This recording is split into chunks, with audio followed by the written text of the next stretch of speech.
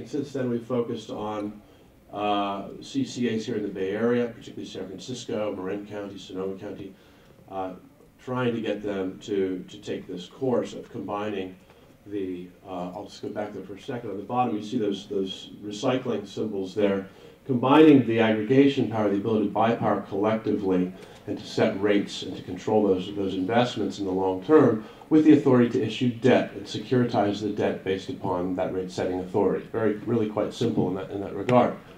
Now here's in terms of the market volumes for existing CCAs in the United States. You see there you have the Marin Energy Authority started service last year in Marin. Cape Light Compact in Massachusetts has been in business for over 10 years. Clean Power SF is not off the ground yet, but it's been out to market for the last year. Prop 16 kind of interfered with things and messed it up, but it's still moving forward. In Sonoma County, we have an ongoing project now, which is quite exciting because it's very focused on localization, carbon reduction, the development of new renewables locally. Boulder, Colorado, which is an exciting new case we've been working on for the last few months. NOPEC is the Northeast Ohio Public Energy Council. It's a huge aggregation in Northeast Ohio, just buying power. It's sort of the old CCA, we call CCA 1.0, sort of the old version. San Joaquin, which was one of the first CCA to form in California, but which was undermined profoundly by PG&E's aggressive lobbying, but is allegedly kind of restarting now. It's quite large. You can see the volumes per year in hundreds of millions of dollars that would be controlled by the formation of these entities, diverting those funds from PG&E's investments in their portfolios over to the chosen supplier to these communities. The potential investment for economic development and community power for these communities is $6 to $7 billion that those revenues can leverage. Now, I know it can be confusing to look at billions and millions in government, but $7 billion is a lot of money. It's certainly a lot of money to be able to pull out of thin air in a crisis in which there is no revenue and there's a need to find revenue. So if you open up your minds, on this subject or this theme of needing new revenue streams, think about the opportunity of CCA as a revenue capture opportunity, a new foothold for governments that have lost their foothold to make new investments, to cause economic development. So local power has been very focused on the end game. We just want to get to get it done.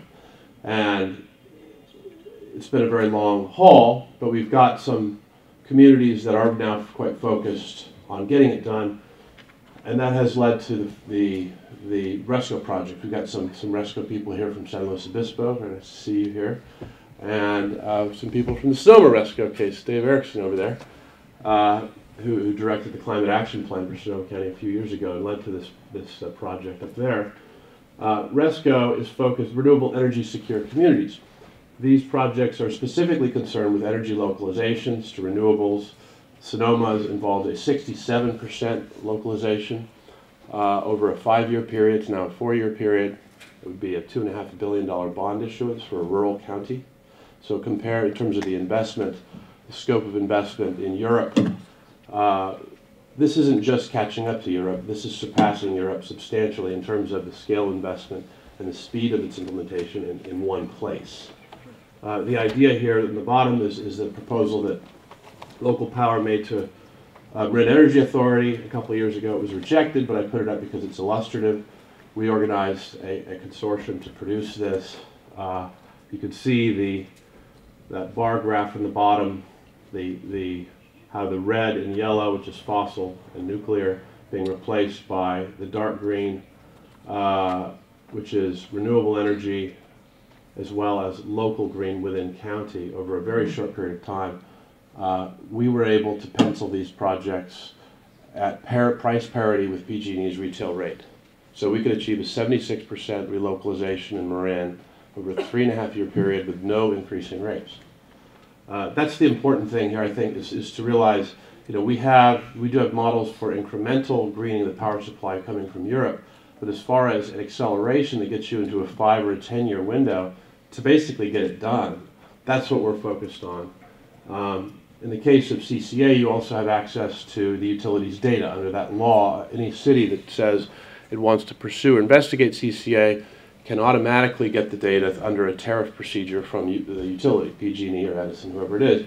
You get detailed monthly electric meter read data from every meter in your jurisdiction. So these are data maps of Sonoma County's meters, 350,000 meters, 3 years of history every month, plus 20,000 meters, time of use. Map energy use, these are our maps of energy use in time over the course of a year. And then Dave did a lot of this work. Then we mapped out the peak events and sliced up that demand curve into components for our portfolio design. And then designed the rollout component, which translates the time events into geospatial developments. So you can basically solve the peak issues physically to within the sectorally and then within the day or nighttime use, and then focus down at the city level. These are energy intensity maps based on those meters that show where the energy use is occurring. You can then focus down into, losing control of my clicker, down into the neighborhood level. These are energy intensities to identify physical targets. We're lucky to have Los Alamos Labs as a partner, and we've gained access to both substation data and substation service area data, so we can go down to the substation service area level for the design of distributed generation and demand control technologies to buttress the resilience of substations. This shows accounts within a substation service area. Each account, we have full data history on every account. So you can see what's possible. Here it shows the natural gas aqueducts, natural gas line. The crosses there are white with red crosses are hospitals, publicly owned properties. The ability to integrate the energy use data with infrastructure data so that these systems can contribute toward resilience of water pumping, of hospital power, and not simply be private sector isolated loads. The RESCO projects focus on the integration of loads with the sharing of neighborhood power facilities among customers, small customers, renters being able to participate as owners through solar shares or community solar programs. And this shows one of the developments that we've proposed in this project for geothermal on county hospital land with cogeneration. So I'm going to go back again now to the question of bonds, because unless you do bonds, this is all fiction. It means nothing. You go back to the market paradigm where you're just offering marketing programs and asking who wants to sign up for solar. As long as you're doing that, you're limited to a very small margin of change within the industry, just as you have in Europe. They're way ahead of us, but they're still in a tiny margin. That's why they restarted the nuclear program. That's why they're building coal plants. Unless you engineer the change, is our belief at Local Power, and engineer it as a 50% to 75% change in a 5-year period, which is what we do, you essentially are just mitigating a bad system. To the extent that you want to bring change in that non-incremental manner, then you need a public works style, local government commitment to finance. That's what the H-bonds are about. Minus that commitment, we have a political leadership problem. And that is how I read the situation in the Bay Area today. With the existing CCAs, the main challenge that we faced to make CCA deliver community power is that we need to get the electeds on our side with the idea that we have major public works to implement here. On a scale with the Bay Bridge, we're spending $8 billion on that bridge. How about $1 billion for renewables in San Francisco? How about $500 million in Marin? How about $2 billion in Sonoma? That's the kind of numbers we need to be talking about. If we're talking about 1%, 2%, that's what we've been doing the last 10 years, and it adds up to zero. These are the jobs you can get if you bring them home, but you have to build it. You can't buy this. Shell can't give this to you. In order to get this, you've got to bring jobs home. It's small businesses, local businesses.